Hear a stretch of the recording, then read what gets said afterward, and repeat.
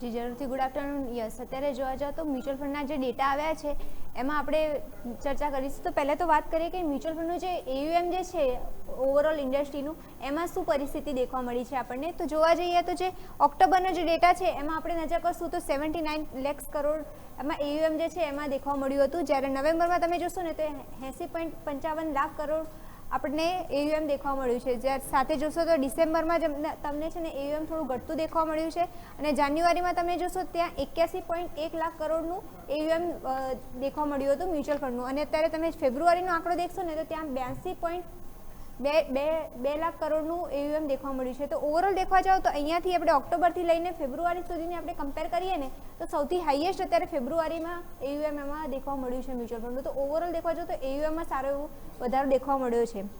હવે આપણે વાત કરીએ કે SIP ઇન્ફ્લો કેવો દેખવા મળ્યો છે મ્યુચ્યુઅલ ફંડમાં. તો ઓવરઓલ દેખવા જાઓ તો આપણે મ્યુચ્યુઅલ ફંડના SIP AUM જે છે એમાં ઓક્ટોબરના તમે જોશો તો 29,529 લાખ કરોડ હતું.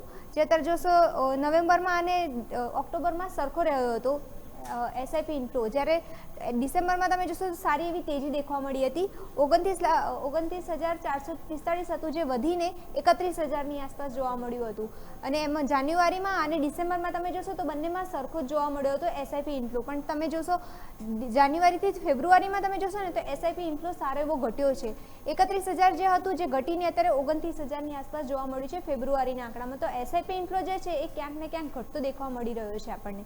હવે આપણે વાત કરીએ કે ઇક્વિટી ઇન્ફ્લો કેવો દેખવા મળ્યો હતો. SIP ઇન્ફ્લોમાં તો ઘટાડો છે જ, પણ ઇક્વિટી ઇન્ફ્લોમાં શું નજર આવી રહ્યું છે આપણને.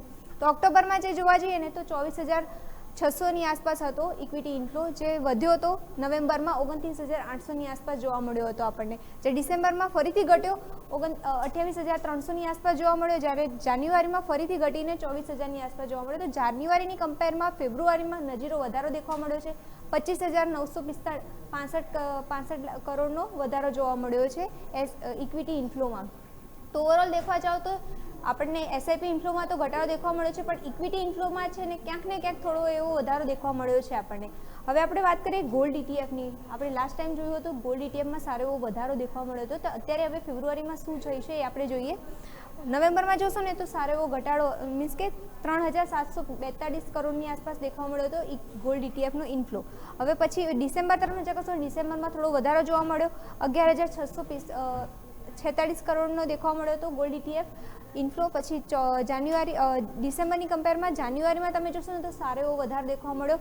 11,000 હતો તે વધીને ડાયરેક્ટ 24,000ની આસપાસ જોવા મળ્યો હતો ગોલ્ડ ETFનો ઇન્ફ્લો. અને પછી તમે જોશો જાન્યુઆરીથી ફેબ્રુઆરીનો તમે આંકડો જોશો ને તો એ તો સૌથી ચોંકાવનારો દેખવા મળી રહ્યો છે તમને. 24,000 હતો જે ઘટીને અત્યારે ડાયરેક્ટ 5,000ની આસપાસ દેખવા મળ્યો છે. તો ગોલ્ડ ETFમાં સારો એવો ઘટાડો નોંધાયો છે તમને.